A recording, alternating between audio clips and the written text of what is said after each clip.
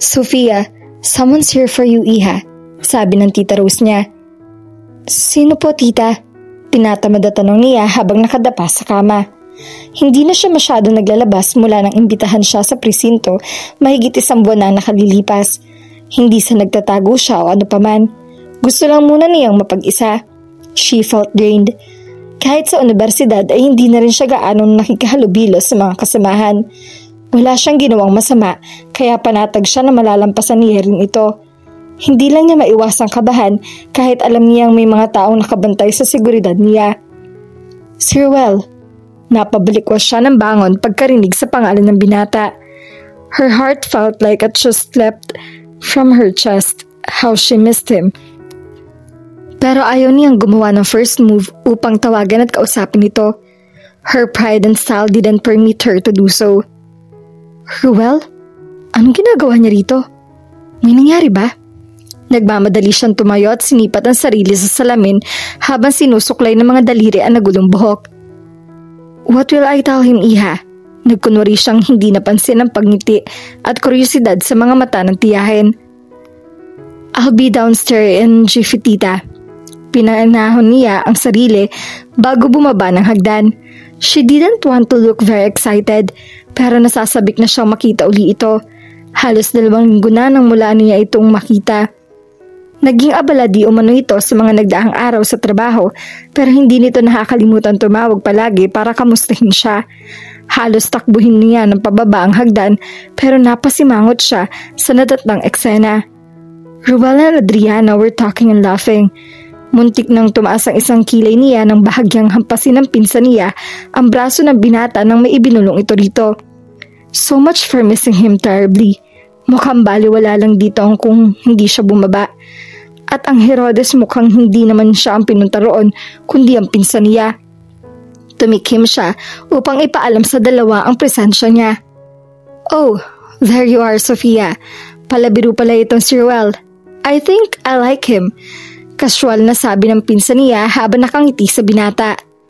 Apa, at first team basis ng dalawa. Close na? Madali ka lang patawarin. Nakangiting sagot nito.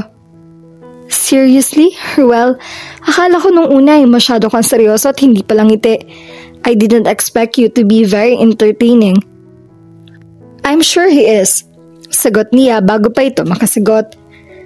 Anyway, I'll leave you two at may pupuntahan pa ako. Anang pinsan niya na noon lang niya napansing nakaadamit pang alis dito. You're going out? Nagtatakang tanong niya dahil 8:30 pa ng gabi. Yup, I have to find a date or I'll end up envying you two. Namula siya sa pagbibiro. Adriana! Sofia, I can't believe you're blushing. What are you? 12? Gosh! Natatawang siya sabi nito habang pinandilatan siya. Napigil ang akmang pagsagot niya nang kunway ito lang ang walang anumang nagpaalam sa binata. She kissed him casually on the cheek na lalong ikinainis niya. I'll go ahead, Ruel. Ikaw nang bahala dito kay old-fashioned kong pinsan. Bye, Sofia. Walang anumang lumabas na ito ng pinto. Holler. Bakit siyang hindi man lang siya nito hinalikan nito sa pisngi para magpaalam? Hi, nakangiting bati ni Ruel. Isang matamis ang ngiti lang nito ay napawi na ang anumang selos na nararamdaman niya. Selos? Now, where did that come from? Anong karapatan niya magselos? Hello, maupo ka uli. Umupo siya sa kaibayang sofa na inuupan nito. Thank you. How are you? Fine, I guess. Bakit ka nga pala naparito? May gusto akong ipaalala sa'yo. I'm sure you'll love him. Nakangiting sabi nito. Nagtaka siya kung sinong gusto nitong ipakilala at lalo siya nagtaka nang iyain siya nitong lumabas sa tapat ng gate nila kung saan nakaparada ang sasakyan nito. Binuksan nito ang backseat ng kotse at mula roon ay lumabas ang isang malaking labrador. Sofia, meet Armand, my ever-loyal best bud. Armand, meet Sofia. Hindi niya may tago ang tuwa nang dumakwang siya at lapitan ng aso. The dog automatically nuzzled her face and gave her kisses that she couldn't resist. She giggled as the dog playfully ran around her and wagged his tail. "Hey gorgeous, how are you?" She laughed when the dog barked twice, as if to answer her question. "I think he already likes me." "I'm sure he does," sang-ayon ng binata habang nakangiti sa kanila. "He's so lovely. How long have you had him?" 6 years. A friend gave him to me when she had to migrate to Canada. She? Ayaw man niya ay hindi niya maiwasang hindi mag-isip kung sinong kaibigan ang sinasabi nito. They were probably very close. "Really? Your friend must have trusted you so much para ipagkatiwala ang kanyang alaga," sabi niya na binigyang din ng salitang friend. "Yes, we were college friends. 6 years ago, nag-migrate siya sa Canada kasamang 1 taong gulang niyang anak at asawa. My cousin Mac." He smiled, looking at her with a glint of amusement in his eyes as if he could read her thoughts. Namula mukha niya sa pagkapahiya. Naipagpasalamat niyang hindi gaanong maaliwanag ang lugar na iyon na kinaroroonan nila. I used to have one myself, a Mastiff. Ibinigay siya sa akin ni Dad noong 7th birthday ko. I named her Lizzie dahil masyado siyang tamad, laging antukin. Malungkot na napangiti siya sa pagkakaalala sa kanyang pinakatapat na kaibigan mula sa kanyang pagkabata. "Ano nangyari?" "I was in high school when she died. She got some kind of virus. Mahigit 1 linggo siyang may sakit bago mamatay. Naalala niya linggong iyon na ayaw niyang pumasok sa school dahil may sakit si Lizzie at gusto niya na nasa tabi lang siya nito. Nang mamatay ang kanyang alaga, 1 buwan siyang umiiyak tuwing gabi. Mula noon ay hindi na siya nag-alaga pa ng anumang hayop dahil sa matinding depresyon na nadama niya sa pagkawala nito. Her dog was more than a pet for her. Lizzie was her best friend for 4 years. I have an idea. I need to work overtime tonight at may pupuntahan kaming operation out of the town tomorrow. Okay lang ba kung iiwan ko muna si Armand sa'yo for 2 days? Are you serious? Her face light up as excitement. Yes, kung hindi makakaabala sa'yo. Sabado bukas at walang pasok, so I'm free. You can pick him up on Sunday or Monday morning. Nakangiting hinarap niya ang asong tumatahol sa kanya na tila naiintindihan ng usapan nila at tuwang-tuwa. She giggled. I'll take you to the park tomorrow and we'll jog around the village. You'll be my date tomorrow. Alam mo ba ngayon lang ako nainggit sa isang aso? Napangiti na sabi ng binata na ikinatawa niya. Salamat sa pagpahiram mo kay Armand. Nah, you're gonna do me a favor, he added abruptly. But if you really want to thank him, lunch would be more than enough. Lunch? Sure, my treat. Kailan mo gusto? No, my treat. But I'll pick you up on Sunday. His smile made her forget about the protest. Hindi makapaniwala si Sofia nang malaman kung saan siya dinala ni Ruel upang kumain ng tanghalian. He was smiling from ear to ear, samantalang siya ay nagpapapawis na mga kamay sa matinding kaba. Bakit hindi mo sinabi sa akin na sa mga magulang mo tayo kakain? Pinandilatan niya ito na lalong ikinaliw ng binata. I'm sorry kung hindi ko agad nasabi sa'yo. I wanted to surprise you. That's why I hate surprises sometimes, umiiling na sabi niya. I really want you to meet my family. Why? Naguguluhan siya sa inaasal nito. Why not? It's not as if I am your girlfriend or something. Huli na para bawiin niya iyon. Well, I intend to do something about that. He smiled mischievously. Bago pa man niya maitanong ko anong ibig sabihin nito ay isang pares ng may edad na mag-asawa ang lumabas ng pintuan upang salubungin sila. Ito ang mga magulang ng binata. Naguguluhan man sa sinabi nito ay pinilit niyang maging kasyual sa harap ng mga ito. Naroon din ang 2 nakababatang kapatid ni Ruel. Pangalawa ito sa pinakamatanda sa 4 na magkakapatid. Ang panganay na kapatid nito ay nasa army. Ang pangalawa sa bunso ay isang civil engineer at ang bunso na tanging babae isa ng certified public accountant at nagtatrabaho sa isang malaking bangko sa bayan. Tanging si Ruel na lamang ang walang asawa sa magkakapatid. Ang panganay may 2 anak na babae, ang isa naman may isang babae at lalaki. Samantalang ang bunsong kapatid nito ay kasalukuyang 6 na buwang buntis. Ate Sofia, alam bang ikaw ang pangalawang babaeng dinala dito ni Kuya upang ipakailala sa amin ni Mama at Papa? Nakangiting tukso ng bunsong si Judith sa kuya nito. Halos 1 taon lang ang tanda niya rito. Tiningnan nito ng masama ni Ruel pero inignora lang iyon ni Judith. She wondered who the first was. Hindi niya mapigilan na sariling hindi manibugho sa kaalamang may ibang babaeng itinanggi noon ito. She knew she was being silly. Hindi kakatakatangang may mahumaling na babae dito. At wala siya sa posisyong makaramdam ng ganoon dahil hindi siya nobya ng binata. Come on kuya, that was a long time ago. Segunda ng pangalawa sa bunsong si Mark.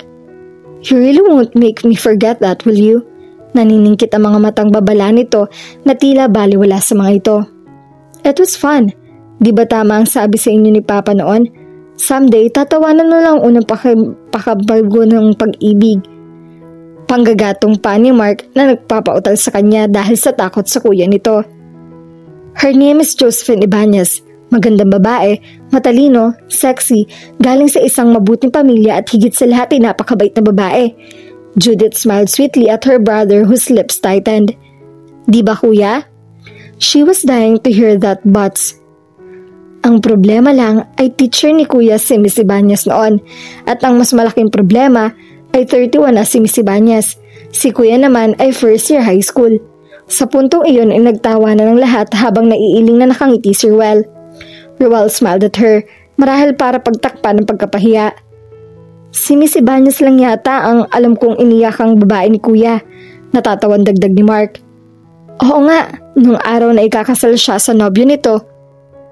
I was only 13, you guys. Ruel glared.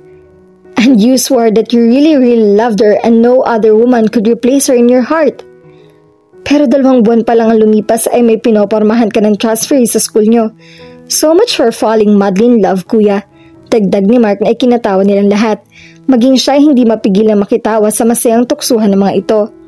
Hindi man niya aminin ay nag-enjoy siya ng husto kasama ang pamilya nito. Masayahin ng mga ito at palabiro. Ganon din ang ama nito. Dito naman ni Ruel ang kulay ng balat at ang mga mata tila laging may lihim na tinatago. Ang ina nito ay magiliw. Sa kabila ng edad nito ay mababakas pa rin ang taglay na kagandahan nito. Bigla ay nakaramdam siya ng pangungulila sa sariling pamilya. Masaya siya noong nabubuhay pa ang kanyang mga magulang. She missed them so much. Higit kailanman ay ngayon niya gustong ipagdasal na sana ay nakasama pa niya mga ito ng mas matagal. Thank you very much. Ani Sofia habang nakahimpil ang kotse ni Ruel sa tapat ng bahay ng tiyahin nito. Papadalhin at pakadarating lang nila dahil ng napakasarap ng kanilang kwentuhan. No, Sofia. Thank you. I really appreciate it. My family adores you. I really enjoyed today. Napakaswerte mo sa pagkakaroon ng ganong klase ng pamilya. I know. Patawarin mo ako kung hindi ko sinabing doon tayo kakain. Just don't do it again, okay? Ayoko nang sinosorpresa ng ganon. I'll try. He smiled mischievously when she glared at him. Ilang sandali talagang tumigil ang oras nang magkatinginan sila. She swallowed hard and moistened her lips unconsciously. He groaned, then grabbled her face and kissed her lips passionately. Sandali lang iyon, subalit daman niya ang kakaibang sayang dulot niyon sa kanya. For a long moment, they just looked intently into each other's eyes, without uttering a word to each other as if they were both afraid to break the spell. Good night, Ruel. Aniya na bahagyan nanginginig ang boses bago nagmamadaling pumasok sa pinto. Hapon ng Sabado at walang pasok sa eskwelahan. Pauwi na si Sofia at ang kanyang tiyahin galing ng grocery store sakay ng isang taxi. Hanggang kailan pa ang pasok niyo sa school, Iha? Hindi ba't holiday break niyo na? Halos 2 linggo na ang bakasyon at eskwelahan dahil sa pagsapit ng Pasko at Bagong Taon. Ito ang 2nd beses na magpapasko at Bagong Taon siya sa Pilipinas kasamang tiyahin. Dahil doon inaalala niyang muli ang namayapang magulang. Tuwing sasapit ang mga ganitong okasyon ay lalong namimiss niya mga ito. Naaalala niya mga panahong masaya nilang ipinagdiriwang ang Pasko at Bagong Taon na magkakasama. Yes, tita. Nag-organize ako ng family reunion natin. Wala ka bang lakad, Iha? Wala naman po, tita. Mabuti naman, Iha. Alam ko mahirap para sa iyo ang mga mahahalagang okasyon gaya nito, pero nais ko sana magkasama-sama tayo. Kung narito lang ang mga magulang mo, natitiyak kong matutuwa sila dahil lumalaki ka ng maayos. Sana'y naging kagaya mo ng pinsan mo sa Adriana, Iha. Marahil ay lubos ang kasiyahan ko. Mabait naman po si Adriana, tita. Sadyang may mga bagay lang na pinaniniwalaan siya na hindi naaayon sa paniniwala ng ilan, pero alam kong mabuti siyang tao. Alam ko yon, iha. Dangan nga lamang at minsan ay hindi ko maiwasang hindi asamin na sana'y napalaki ko siya ng kagaya mo. Wala akong abang sinisisi sa pagpapalaki sa kanya kundi sarili ko. Maaga siyang nangulila sa ama and I knew I was never enough for her. Tita, alam kong madalas kayong hindi magkaintindihan ni Adriana pero naniniwala kayong mahal na mahal niya kayo at alam kong ganun din kayo sa kanya. Ang hindi ko lang maintindihan ay kung bakit pareho kayong hindi iyon masabi ng diretso sa isa't isa. Habang lumalaki siya ay naging abala ako sa pagtatrabaho kaya hindi ko napansin na nawawalan na ako ng panahon sa kanya. Nakalimutan kong maliban sa material na pangangailangan ay kailangan niya rin ng ina at ama. I feel like I fail her as a mother. Don't say that. Mabuti kayong ina dahil napalaki niyo siya ng maayos ng nag-iisa. The two of you just need to settle your differences and be open-minded. Sana'y tama ka, iha.